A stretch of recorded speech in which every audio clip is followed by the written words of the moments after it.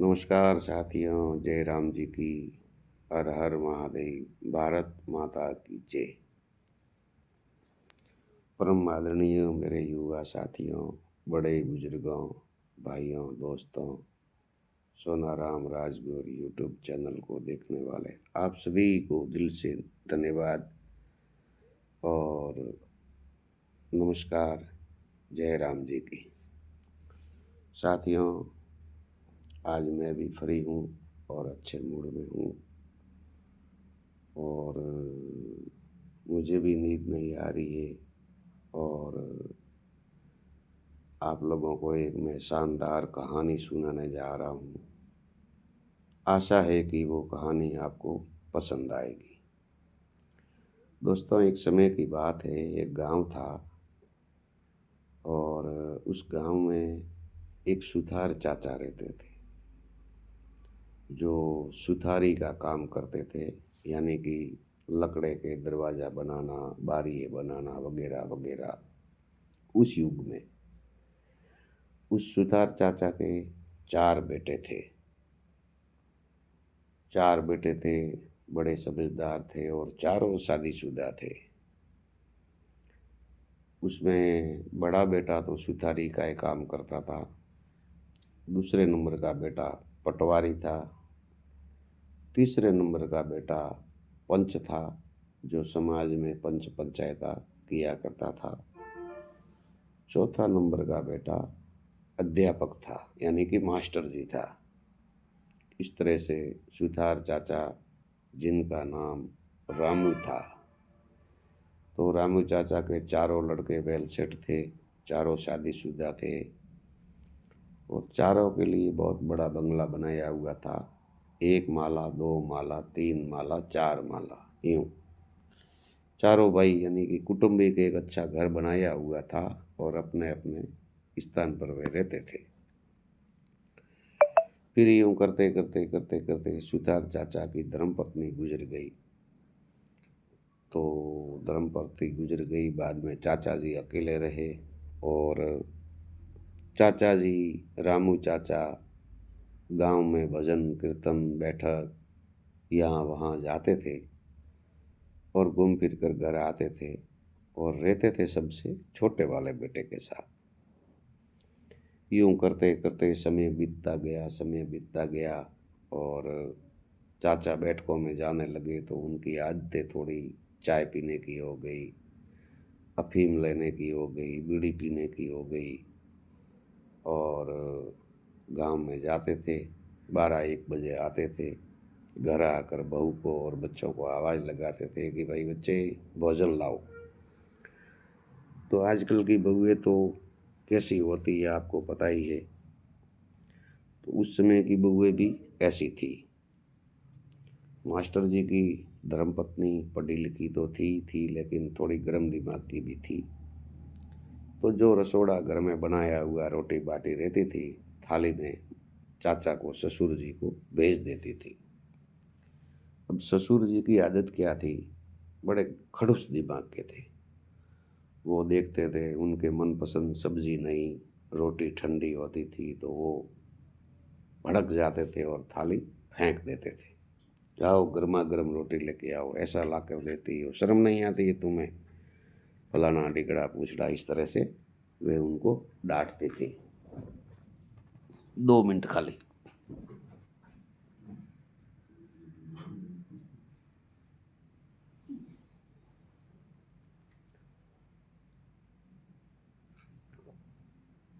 आहा।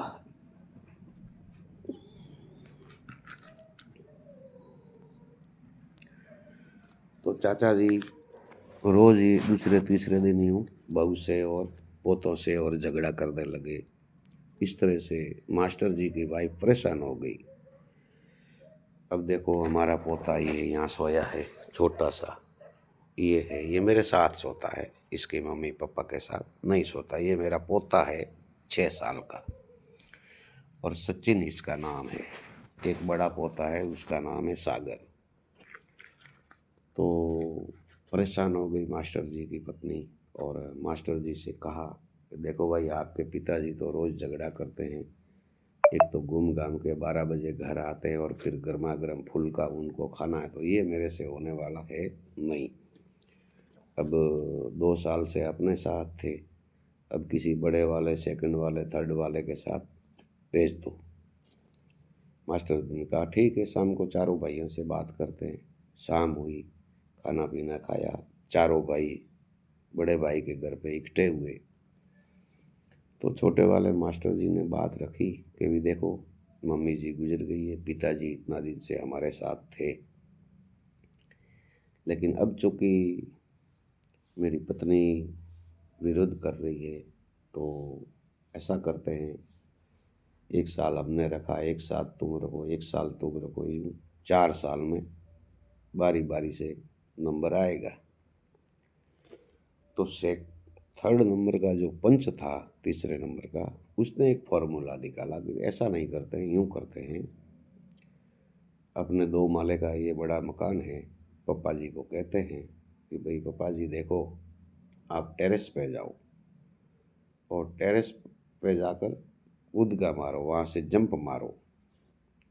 तो अब पिताजी ऐसे सिर के बल गिरे तो बड़े वाले के साथ रहेंगे, पैरों के बल गिरे तो सेकंड नंबर वाला के, और ऐसे सीधे गिर गए तो तीसरे नंबर वाला के, और ऐसे टेढ़े गिर गए तो मास्टर के साथ रहेंगे।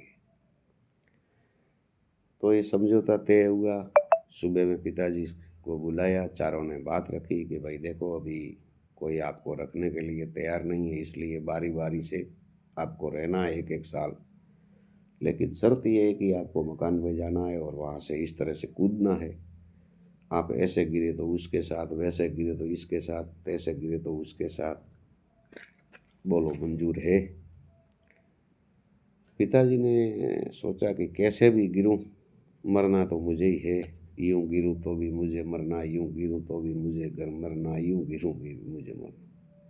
पिताजी ने कहा भाई देखो, ऐसा है, मुझे न तो टेरेस पे जाना है और न ही मुझे गिरना है।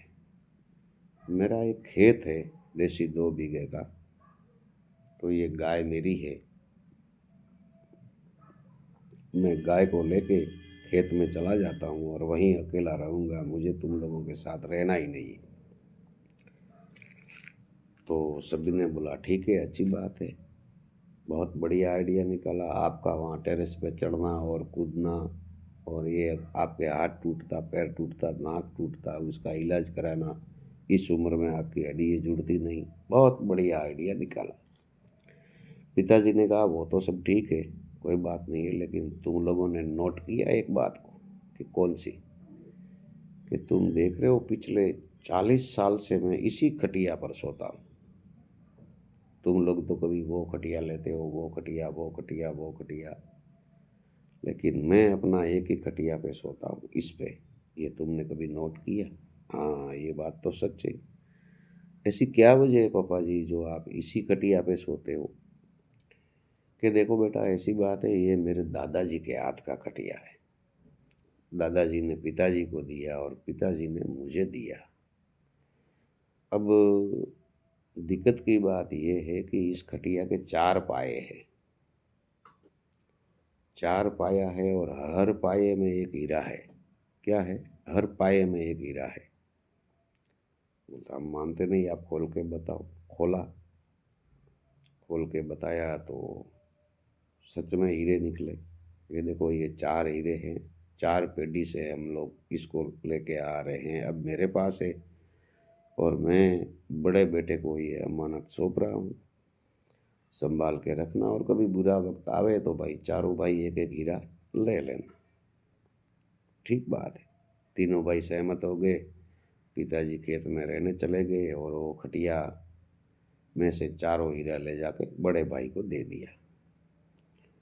अब बड़े भाई ने उसको संभाल के रखा, लेकिन जो मास्टर की वाइफ थी उसका दिमाग सटक गया। उसने मास्टर जी से पूछा, देखो तुम्हारा बाप कितना हरामी, इसके कपड़े हमने धोए, शेविंग हमने की है, गर्मा गर्म फुलके हमने खिलाए, इतना दिन से ये हमारे साथ में पड़ा था, और साला बुढ़ा, अगर ये हम लोगों को 4 हीरा दे देता तो इसके बाप का क्या जाता? तो फिर मैं जैसे तैसे करके इसको सेट कर लेती, रख लेती। बड़ा हरामी निकला तुम्हारा बाप, चारों को बांट दिया और तकलीफ हमने एक ने देखी। मास्टर ने कहा बात तो तेरी सच है, पिताजी ने थोड़ा अन्याय तो किया है, कोई बात नहीं, ऐसा करो मौका देखकर एक हीरा निकाल लो बड़े भाई के घर से। जब भी घर पे कोई न हो, मौका मिले, चुपके से एक हीरा निकाल लो, बाकी बचेंगे तीन। एक हीरा तो अपने को ये मिल जाएगा और दूसरा एक अपने हिस्से का मिल जाएगा, फिर बचेंगे दो। तो दो है वो दो भाई ले लेंगे और बड़े भाई पे चोरी का इल्ज़ाम लगा देंगे। हाँ, ये आइडिया तूने बहुत बेस्ट किया, वेल डन। ऐसा कहकर मन ही मन मास्टर ने सोचा भाई समय मिले तो वो हीरा निकाल देना है। यूँ करते करते एक दिन मास्टर जी ने,